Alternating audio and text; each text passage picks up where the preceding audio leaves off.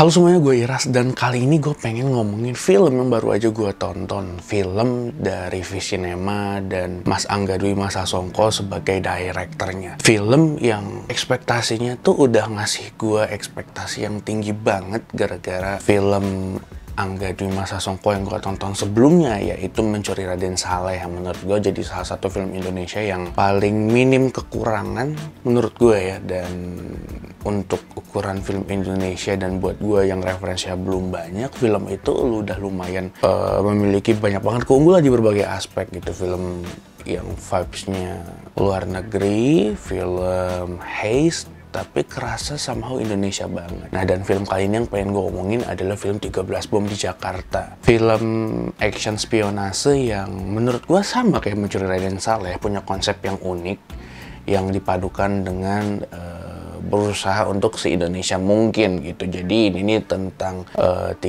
bom yang tersebar di seluruh kota Jakarta yang ditanamkan dengan ancaman permintaan Bitcoin. Gue lupa, kalau nggak salah 100 Bitcoin apa lebih gitu. Nah, dan ya dari konsep pun ini udah keren banget ya. Ya walaupun memang ini basicnya tuh dari kejadian nyata yang diolah jadi cerita kreatif, tapi tetap aja gimana caranya memadukan antara terorisme dan Bitcoin tuh menarik banget gitu. Bahkan gue ngeliat film ini berusaha untuk ngenalin ilmu-ilmu ekonomi, apalagi ekonomi digital dengan Bitcoin gitu. Nah, cuman sayang film ini dengan konsep yang seperti itu, dan walaupun terinspirasi dari kejadian yang pernah kejadian, sayangnya kurang kerasa Indonesia. Karena di sini mereka sampai bener bikin satu badan fiksi, badan intelijen kontra teroris gitu, yang gue nggak tahu di Indonesia beneran ada apa enggak, tapi itu kerasa jadi kurang deket sejujurnya, kurang kerasa kesan Indonesianya. Dan beda dengan Mencuri Raden Saleh yang dia itu ngangkat tentang pelukis, ya kan, dan lukisannya pun adalah lukisan dari maestro Raden Saleh gitu, dan lukisan yang judulnya, pokoknya kalau nggak salah judulnya Penangkapan di Ponorogo gitu. Itu udah cukup Indonesia banget gitu, dan pencurian yang nggak mateng yang dilakukan anak muda, well, itu jarang terjadi, tapi film itu meng-capture gimana kalau itu terjadi dengan cara yang natural gitu. Tapi kalau film 13 Bom dengan organisasi fiksi dan transaksi dan hacking yang kayak gitu, jadi kurang kerasa Indonesia gitu. BTW untuk soal hacking dan sebagainya, gue yang udah lumayan terbiasa dengan comment prompt, GitHub dan sebagainya, ngerasa relate dan lucu aja gitu ngelihat apa yang dibuka di komputernya tuh. Ada Visual Studio Code, ada apa lagi kemarin tuh, GitHub, comment prompt yang gitu-gitu. Itu wah, itu dia gitu. Habis itu ada kata-kata kayak sudo apa segala macam gitu. Kreatif tapi kurang Indonesia gitu. Nah, film ini gue ngeliat sama kayak Mencuri Raden Saleh, juga pakai formula yang sebenarnya nggak ada spesifik karakter utamanya siapa.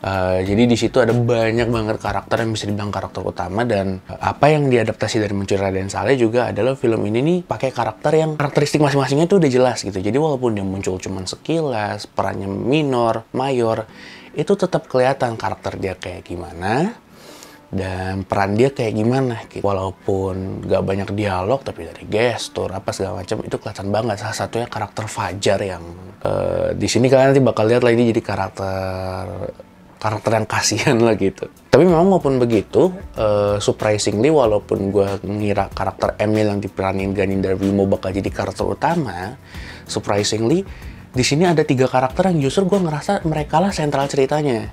Yaitu karakter, gue lupa namanya siapa, pokoknya yang diperanin sama Ardhito Pramono and the Gang. Justru cerita itu berputar di mereka loh, yang pihak dari Indodox gitu. Oh ya, by the way, ini mereka make nama perusahaan Bitcoin yang beneran ada di Indonesia, dan katanya mah kalau nggak salah itu pernah terlibat beneran sama terorisme yang melibatkan Bitcoin di Indonesia, yaitu si Indodox apa namanya. Benar deh, Indodox. Oh, Indodax ya. Gue pernah denger podcastnya Angga yang bilang, oh ya mereka mau cantumin aja nama asli gitu. Dan kemarin gue nonton, dan gue langsung searching, oh iya beneran nyata gitu. Nah, balik lagi ke yang soal karakter tadi, walaupun bagus karakternya jadi banyak dan sebagainya, Entah kenapa nggak kayak Mencuri Raden Saleh yang gue lumayan dapat empati masing-masing karakter. Di sini justru nggak semua karakter gue dapat empatinya. Beberapa ada yang miss, ada kayak yang apa nih ya gitu, kayak yang paling sayang itu karakter Emil, itu gue nggak dapat sama sekali gitu, kayak karakter developmentnya dia gitu. Cuman yang bisa gue tahu dia adalah karakter yang tegas yang benar-benar menolak terorisme gitu. Gue kira kita bakal dapat backstory dia gitu, seenggaknya tentang pengalaman dia sama terorisme gitu. Gue lebih dapat empati ke si teroris ya, justru yang diperanin sama Rio Dewanto, si siapa sih namanya, Arok, aka Ismail. Ismail spoiler ya. Secara sinematografi sejujurnya ini keren sih. Dia mulai dari production desainnya, lighting, abis itu karakter desainnya pun bahkan menarik gitu. Kayak Emil itu dengan karakter yang kayak gitu, abis itu set senjatanya itu bikin dia kelihatan kayak gitu. Bahkan gue pertama kali ngeliat dia itu kayak anjay ini orang gitu. Abis itu desain-desain kayak desain ruangannya, desain lightingnya, habis itu desain gudang sebagai tempat pertarungan itu keren. Bahkan lightingnya pun apik. Gue ada ngeliat beberapa shot close up yang dia ngandelin kayak backlight, habis itu nyari-nyari biar ada flare kayak gitu. Itu bikin semua jadi di sinematik gitu. Bahkan color gradingnya pun enak. Nah cuman sayangnya sinematografi ini juga punya kekurangan yang krusial banget menurut gue. Kayaknya kalau gue lihat film ini berusaha untuk pendekatannya tuh natural. Jadi dia banyak ngandelin handheld shot yang sayangnya dia tetap make shutter speed yang standar gitu. Mungkin shutter speed sekitar 50-60, pokoknya yang nggak secepat adegan action yang nggak natural gitu lah. Kan beberapa adegan action tuh dibikin shutter speednya cepat banget biar bisa ngikutin pergerakan gitu. Nah sedangkan ini dibikin tetap biasa, tetap standar, sehingga banyak motion blurnya dan kameranya handheld. Jadi jujur selama nonton, terlepas dari faktor kursi juga, gue pusing nonton itu. Handheldnya banyak banget. Adegan statis itu justru cuma sedikit, lebih banyak adegan yang shaky-nya minta ampun gitu. Bahkan ada adegan conversation biasa, kalau nggak salah gue lupa nama orang Indodax sih. Pokoknya si dua bocah Indodax ini lagi ngomong dan adegannya sama, adegan biasa kayak A, B, tapi itu dibikin handheld, jadi lumayan pusing. Nah terakhir gue pengen ngebahas soal pacing ceritanya. Pacing ceritanya ini lumayan cepet banget, tapi somehow enak banget dinikmati sejujurnya. Dan itu memang diperlukan untuk film yang kayak gini. Mungkin ya, kalau gue lihat memang film yang kayak gini ya nggak mungkin pacingnya lambat gitu. Nah cuman masalahnya walaupun memang enak dinikmati, tapi film ini apalagi bahasa Indonesia gitu, bahasa Indonesia campur Inggris, dan banyak istilah-istilah yang asing di gue. Jadi bikin gue ngelewatin beberapa detail kecil yang harusnya gue perlu untuk paham soal ilmu ekonomi yang jadi backstory semua ini sebenarnya. Dan juga gimana cara kerja ekonomi digital, cryptocurrency, Bitcoin dan sebagainya gitu. Jujur gue awam. Walaupun harusnya gue ngerti sih, tapi gue malah nggak paham gitu. Dan ketika ada di film ini, bagus film ini ngenalin loh, memperkenalkan sebenarnya, tapi pacing cepatnya dan beberapa misartikulasi dialog itu, tadi ngomong apa dia, jadi gue agak bingung gitu. Cuman ya terlepas dari plus minus yang udah gue sebutin tadi, ya gue pengen bilang kalau misalnya film ini ya tetap aja ada angin segar gitu, salah satu angin segar dari Visionema dan Angga Dwi Sasongko yang seperti biasa selalu ngasih film-film dengan konsep yang baru, yang seger gitu. Cuman menurut gue film ini nggak bisa mengalahkan bagusnya Mencuri Raden Saleh. Karena Mencuri Raden Saleh juga mungkin karena faktor itu kali ya, dia lebih, lingkupnya tuh lebih sederhana, jadinya lebih gampang dieksplorasi gitu. Sedangkan kalau ini luas banget dan ya gitu. Mungkin kalau kita bandingin sama film Indonesia, ini salah satu film yang wah, anjay gitu. Tapi dibandingin sama film luar negeri ya, dia masih harus bersaing sih gitu. Anjir itu handheldnya bikin pusing banget sejujurnya. Keren sih, tapi kalau kebanyakan pusing juga. Beberapa shot gue nggak ngikutin ini orang ngapain pada gitu. Padahal itu pertunjukan tembak-tembakan yang anjay banget sih. Oke, ada yang lupa gue bilangin juga. Kalau misalnya film ini dari awal tuh udah ngejanjiin adegan ledakan yang kebanyakan praktikal dan sebagainya. Dan ya pokoknya vibes-nya tuh gue ngerasa kayak ini bakal lebih banyak adegan terorisme yang beneran dibikin gitu. Dan ternyata ketika gue lihat well, banyak adegan ledakan dan gak sedikit juga yang beneran dibikin.